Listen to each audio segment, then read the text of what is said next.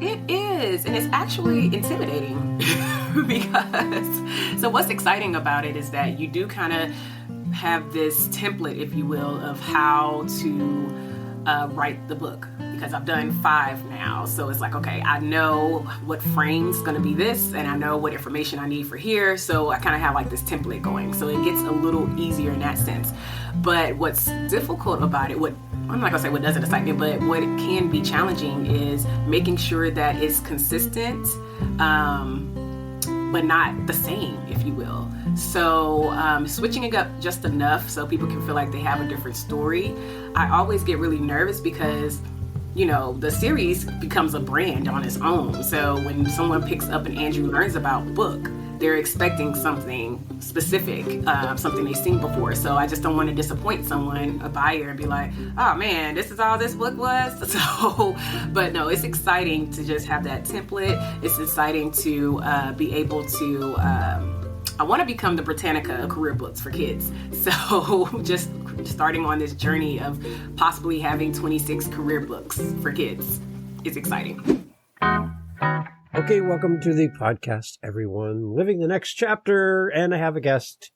Tiffany is here. We got a series of books to talk about today, and I am excited about this.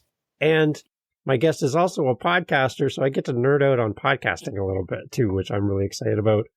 Tiffany is with me today. Tiffany, welcome to the podcast. Hello, hello, hello. Thank you for having me. I'm excited to be here. For those that are watching on video, there is a wall. There's literally a library of books behind Tiffany here. You can open your own store. It's beautiful. I love it. They're well displayed. You got that merchandising thing down. Great. Looks awesome. So, okay, Tiffany, first of all, let's start off. I like doing this for everybody. Where are you in this great big world of ours? I am in Houston, Texas. Beautiful. And you guys doing okay weather-wise right now? It's warm. It's warm and humid. Is it warm? Yeah. Okay. So I have snow. Oh, wow. I have snow and ice. Last night, snow and ice. Well, I appreciate that we have warmth and humidity. Okay. All right. Okay. If you ever want to trade, let me know. I'll box up some snow. You can box up some heat, and we'll just send it back and forth or something. That's right.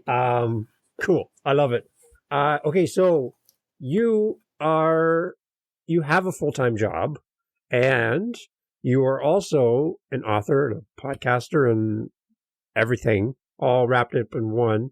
Your full-time job. Can you let everybody know what you do as your full-time gig? I sure can. So as a trade, I'm a lawyer, but day to day, I am an equal opportunity advisor, which means I advise the institution that I work for on ways to comply with Title VII and Title IX. And those are the statutes that prohibit discrimination and harassment in employment and education.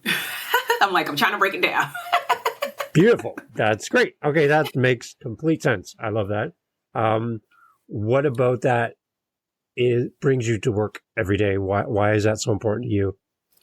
Right. So I feel like that's my little participation, if you will, in the whole civil rights. So Title VII, the title of the statute is the Civil Rights Act of 1964. And so it kind of makes me feel like I'm being a part of this movement that I'm carrying forward, especially we're recording this during Black History Month, that I'm carrying forward the torch that my people have started. And I mean, I just think it's very important to be fair and provide opportunity to all people, regardless of, what we consider our differences. So race, gender, so on and so forth. I don't want to get into that too much, but so on and so forth. And so for me to be able to make sure that the institution I'm working for and the managers and the supervisors are treating everyone equally and fairly, I like it. Awesome. It's a high powered job, high power as far as importance, and I think it's something that should be celebrated. So thank you for all the good work you do. That's great. Thanks. So, okay, on top of all that, as if that's not enough, you are also an author, and no, there's not just one book. There is many books in the series. Yeah. I would love to kind of unpack this for everybody. First of all, when you wrote your first book, did you go into this thinking I'm going to write a series, or was your very first book a standalone book that just changed over time? How did this Right. happen?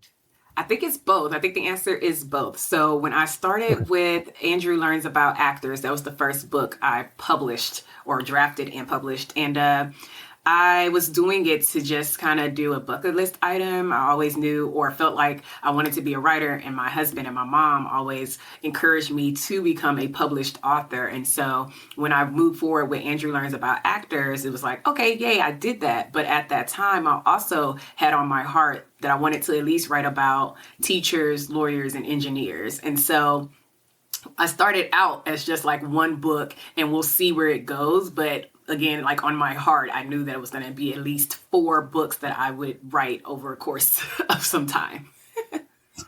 Nice. So what is the big idea for each one in the series? Are you kind of going through what the job looks like so you can give kids an idea of what they can be when they grow up as adults?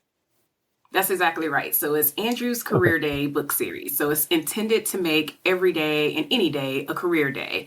I think Career Day is still in some elementary schools, but there's difficulty in trying to figure out diverse professions, like parents who work in different professions, and even the parents who go to present on their profession, they may not know exactly what to say to such a young crowd. So to be able to, my books break down the professions in a way that kids ages 5 to about 9 can understand. They rhyme. And so actors and teachers, it's pretty so actors does like, this is what an actor do, this is how you work hard, these are some downsides such as traveling and things like that, but overall you can be really great like the people that's before you, win awards, and you can be anything you want to be. That's the lasting impression in all of the Andrew books. You can be anything you want to be. So if it's an actor, a teacher, a lawyer, engineer, scientist, it's whatever, you can be it.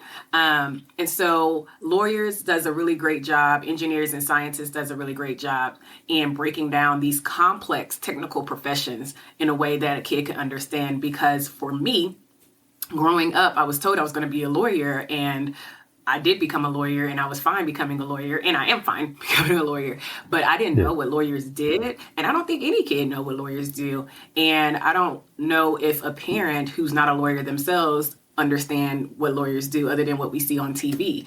But what we see Yeah. on TV is limited to criminal law because that's dramatic. That's what's fun. So to be able to put out a product that says this is what a lawyer does, and these are avenues you can do alternative legal careers. You don't have to be in a courtroom. You don't have to do criminal law. There are so many different areas you can focus in, such as mine is employment discrimination. So Mhm. just exposing the parent and the child to the different things you can do with a law degree or as a lawyer, for example, is my book. Nice. So, okay. So how many books in the series to date? So to date, we have To 5 date. books, children Okay. picture books, and then 1 companion journal. Okay. All right. And how much research goes into each one of these?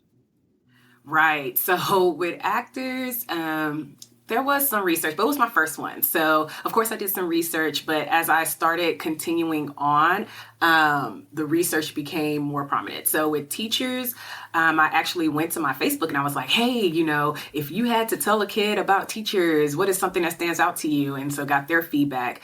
With lawyers, I didn't have to do too much outside research, but I did want to at least Hmm. ask like my lawyer friends, like, is this how you would describe what you do? Things like that, just to make Yeah. sure that my vision and my world of being a lawyer was also broad enough to include other people's worlds.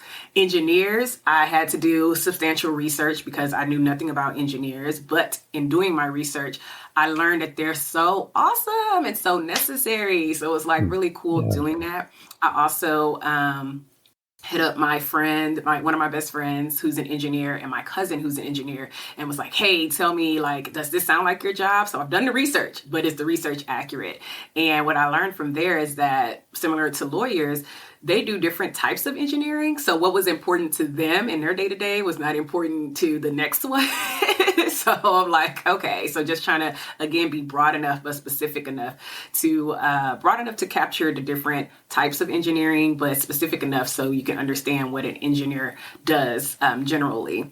And then scientists, I had to do a lot of research again. And the research looks like everything is online now. So I'll just go online. I'll look at like job descriptions. I'll look at explain scientists to children or something like that, because there's a lot of work out there already that tries to do the things that I'm doing, just not in the way that I do it. And so just going out there and figuring out, how do you define scientists? What are some popular scientist jobs, such as biologists? How would I take the definition of biologist, but it's like on a college level. So how am I going to break that down to a child so they can kind of understand what a biologist does, the essence of a biologist, and make it rhyme? So a lot of research goes into it. Especially as I get more technical in the careers. But I really enjoy it. And I think that's part of being a lawyer, because I'm able to research and analyze and synthesize information. Nice. And so how do you select like the next one in the series? Do you have like a plan, or are you just picking jobs that interest you? And you're like, I want to know about this. I'm going to write a book. So with actors, that came about because me and my son both love TV. We love reading, and he was bouncing around with the TV character, and it just kind of made me think, like, does he understand the difference between an actor and the character that is played by the actor? So that's how that one came about. The teachers one came about because my whole entire family essentially are educators, but specifically my mom and my husband are educators. And we were in the middle of the pandemic, and they were doing a lot of pivoting. And so I wanted to kind of put out like a little ode to them about how important teachers are and how children can aspire to become teachers, because I don't think they really connect that as a child or a student.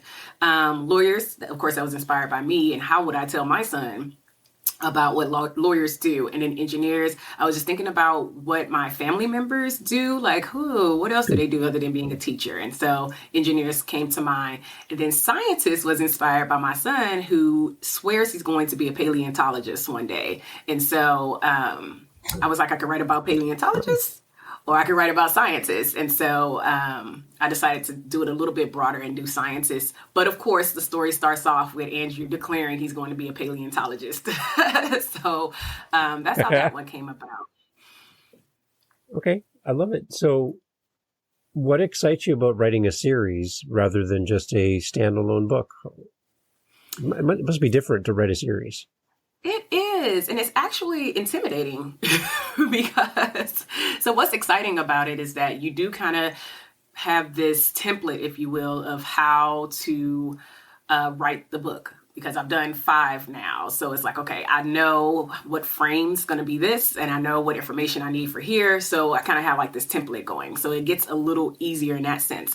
But what's difficult about it, I'm not going to say what doesn't excite me, but what can be challenging is making sure that it's consistent, but not the same, if you will. So switching it up just enough so people can feel like they have a different story.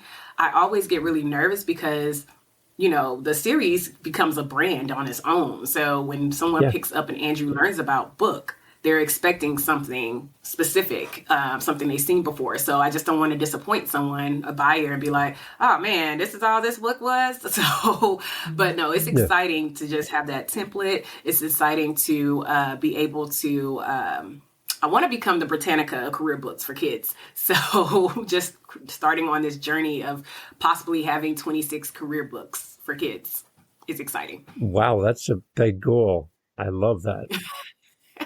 26. That would be, there you go. Right. Okay. What about an illustrator? Do you want to have all these books have the same look and feel? Right. Yeah. So how did you land on an illustrator? Right. So I went to one of those gig sites and did a lot of research, and I liked her crayon feel, or at least to me, it's a crayon feel. I think others would agree too. Yeah. So like her medium is kind of like crayon, and so I like that. And she was really helpful because she had done children books before, so she was able to kind of put everything together for me. So not only does she do my illustrations, but she does the design. She does the typesetting, so she puts the words on the pages. She formats it so I can upload it for printing and things of that nature. So she was very helpful Wow. to me. So I had a Yeah. good find. And so I told her from the jump, like, hey, I might be making more books. So I would want us to continue this relationship. And so we have continued it for 5 books. Now, hopefully, if I ever continue on to 26, 20, whatever, she's still around and can help me. But yeah. Yeah. Okay, so for an author that's listening to our conversation and they're thinking about doing a series, they're going to reach out to an illustrator. Any words of wisdom that you can offer to an author about negotiating with an illustrator? Or because this is a long-term relationship, this isn't a one-time shot deal, right? So, like, I'm curious, without going into any type of numbers, I'm not interested in that part, but like, would an illustrator be part of the sale for each book, or is it a one fee for 26 books, or is it by book by book? I have no idea how this even works. Right. Do you have any wisdom? That's a great question. So you could set it up any of those ways that you suggested, but I would caution against doing sell by each book, because that means you have to come up with like the royalty split. And when you do children picture books, your royalty is already so low, like to have to split that little royalty is just, it's not doable, and it's just too much hassle. So what I would suggest is that you have a contract for the illustrations and a contract to the right to the illustrations. So you can do merchandise like you might see behind me if you're on video, and things of that nature. So you want to pay per illustration and pay for commercial use of the illustration and pay for possibly the copyright to the illustration. And so that's going to be set out in the agreement before. So I pay her for each of my illustrations. Yeah, because if you wanted to come up by hour, yeah. Because if you wanted to do like a shirt, if you want to do like shirts or whatever, some merch to go with the book, you want to have access to all the artwork, right? Okay, makes sense. Yes, that's right. That's great. And then as far as finding a good illustrator, do you have a few examples of where people might be able to go and look for somebody? Sure. So you can always go on social media and follow hashtag like children book illustrator. And so that will come up with some. But what I particularly like, and this is up for debate, not for between us, but anyone who's listening. I particularly like to go to the gig sites, which is Fiverr or Upwork, because they have they have a whole bunch of illustrators that you can choose from in different price ranges. So you can always find someone to do the work that you want because you have such a variety. They have different skill levels. They have different mediums that they work with. So like the options are endless, but you still have to do your due diligence. Like you have to ask them for a portfolio or have to read through their reviews and samples to see like, are they putting out the work that they say they do? So you do have to still do your research and due diligence, but I like going to the gig sites because not only do they have the availability of all these different artists, but they also put my money in escrow. So I don't pay or lose my money until I approve my work. And they also have like these built-in timelines where if they don't meet the deadline, then you can negotiate an extension or you can end it, So I like the protection of my money first and foremost. And so that's what I particularly like about gig sites. But yeah, you can find illustrators outside of gig sites. You can go to Behance, BEHANCE.net. And find an illustrator there. Of course, you'll have to come up with your own contracts and things and just pray that nothing is awry. But again, we're social media and follow those hashtags. Nice. Is there a question that I should ask a potential illustrator that is really important from your perspective? One, see their other work. Yeah. And two, I would probably ask them, well, when I get to illustrators, let me think. I always want to see their work, and their work usually speaks to me on whether I want to move forward. Um, For my Andrew books, I do include historical figures on at least one page. So to have them be able to draw and portrait, I guess, or replicate that, that's important for me. Some illustrators are not versed in drawing Black characters. So for me, having, you might want to ask, hey, can you draw a Black character? Can I see your Black character? I know I have author friends who have to have that conversation of, hey, do you draw Black characters? Because it's a little different. Another thing you might want to ask, you want to know about the turnaround time, how long it's going to take you to do it. And of course, you want to definitely make sure you ask or include the commercial use to your illustrations. Yeah. Okay. So before we go to the end here, like as far as finding all your information and finding the books, what's the best place to send people? Are we going to go to your website, or are we looking on like an Amazon, or where would you like people to go to find your books? Sure. So the company is Sugar Cookie Books. And so it's just easy to go to sugarcookiebooks.com and it'll take you wherever you need to go. Sugarcookiebooks.com. Also social media, I'm on there, of course. So Instagram, Facebook is at Sugar Cookie Books. I'm on Pinterest at Sugar Cookie Books. And I'm on Teacher Pay Teachers, Sugar Cookie Books. So Okay, I have to ask, Sugar Cookie Books, where did the name come from? Yay! So when I was starting out on my first book, my husband apparently had more vision for what I was doing than I did. So he was like, you need to set up a publishing company and do all this. And I was like, I don't know, I'm just doing a book. But anyway, I listened to him, good for me. And I was like, okay, I'll set up a publishing imprint. And so then he was like, you're going to have to trademark it and do all. I'm like, I'm just doing one book. But I listened to him and started thinking. I got my little trademark book for dummies. And I looked through it and I was like, how do you even go about trademarking a company name if I wanted to do it? And so there's, of course, steps to it and you have to follow the requirements. But one of them is you have to have a unique name first and foremost. And so I was looking at the examples that they gave. And one of the examples is Apple's computers. It's like Apple is not a unique name in itself, but referring to a computer as Apple is unique. And so I was like, okay, let me think. And I was thinking about like I don't know why cookies came to mind, but I thought about like Snickerdoodle and I was like, that doesn't have like a good little ring. Then I was like, well, chocolate chip is really popular. It is trusted. It's everywhere. It's a classic. And I'm like, that's kind of like what I want my company to stand for, but I'm not a chocolate chip girl. So I was like, I'm going to go with the other one, Sugar Cookie. And that's how Sugar Cookie Books came to be. I love it. Okay, before I let you go, I can't let you go without talking about your podcast quick before we're done here. What is the name of your podcast? And tell me about it. I just need to know more. Sure. So I do have a podcast. It is called Spoiler Alert with Tiff O and Ricky. Ricky is one of my best friends. We've been friends for over 20 years, and we both love talking about TV and movies. And so we would sit on the phone in a car. Well, I will be traveling most of the time. Sitting on the phone talking about, girl, did you watch This Is Us? Did you watch Queen Sugar? Did you watch what have you? And I just really enjoyed the way our conversation, I enjoyed our conversation. So I thought other people would too, because it's just a real relaxed homegirl approach to watching TV, almost like if we were on the couch watching TV together. And so that is the podcast. We do a review and just commentary of the hottest shows at the time. And yeah, that's that.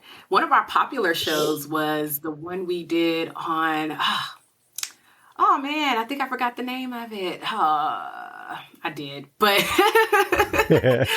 but it was a movie and it was really a popular show. So I was like, oh, look at us. We've had, because we do Queen Sugar, or were doing Queen Sugar before it ended, Ava DuVernay, who's the creator, director, and writer of Queen Sugar, would like our podcast post. And we were like, oh my gosh, I think I died. So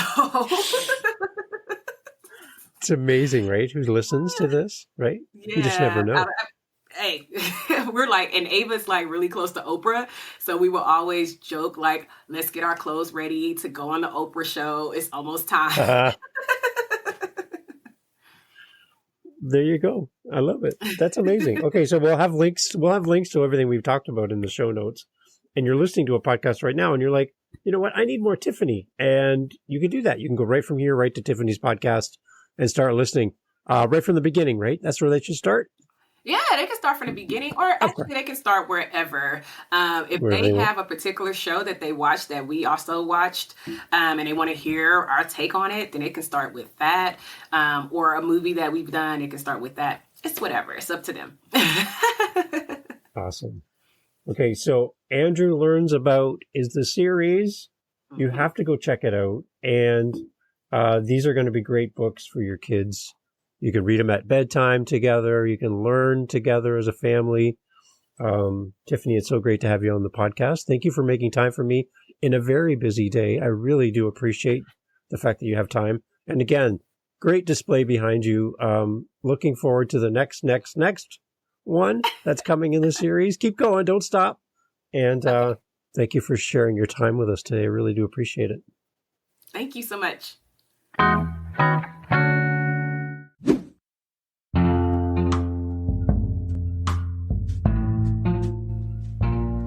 Thank you for subscribing and following. And you're listening this far in the podcast, so you are my best friend. I'm sorry, but you are now my best friend. So welcome. Nice to meet you. Thank you for being here. LivingTheNextChapter.com has a link on the website to our Facebook group. Are you on Facebook? Probably. You can go there and you can actually interact with our guests. You can talk to them. You can hear more about their journey, about their books. You can speak to them directly. You don't need me. You can come right over to LivingTheNextChapter.com, click on our Facebook link to our community. You can talk to other listeners of the podcast from around the world who are on Facebook. And, again, speak with our guests. Don't you want to speak to the guests you just heard from? Yeah, you can do that on Living the Next Chapter. Go over there. There's links to our Facebook group, and you're welcome to join. Thanks for listening.